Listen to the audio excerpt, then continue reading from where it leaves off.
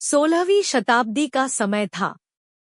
वृंदावन आज के जैसे मंदिरों और भक्तों का नगर नहीं था, बल्कि वह एक घना, भयावह और हिंसक जीव जंतुओं से भरा जंगल हुआ करता था।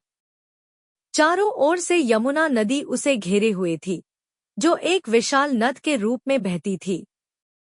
उस समय जलमार्ग ही व्यापार का प्रमुख साधन था और बड़ी-बड़ी नावें इसी यमुना में तैरती थी, जिनमें व्यापारिक वस्तुएं लदी होती थी। इसी जंगल में एक वीर पुरुष का आगमन हुआ, श्री नरवाहन जी।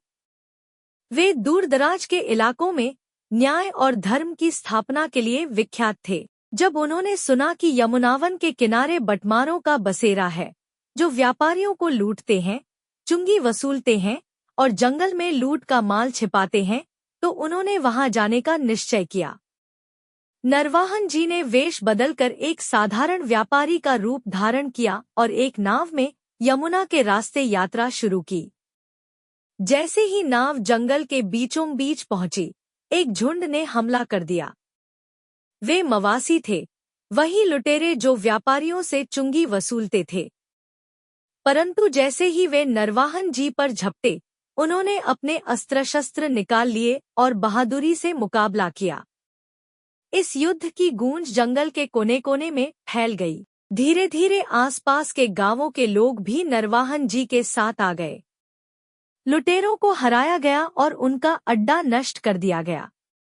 उस दिन के बाद से यमुनावन में नई व्यवस्था स्थापित हुई। श्री नरवाहन जी ने वहां एक धर्मशाला बनवाई, जिसमें यात्रियों और व्यापारियों को आश्रय मिलता।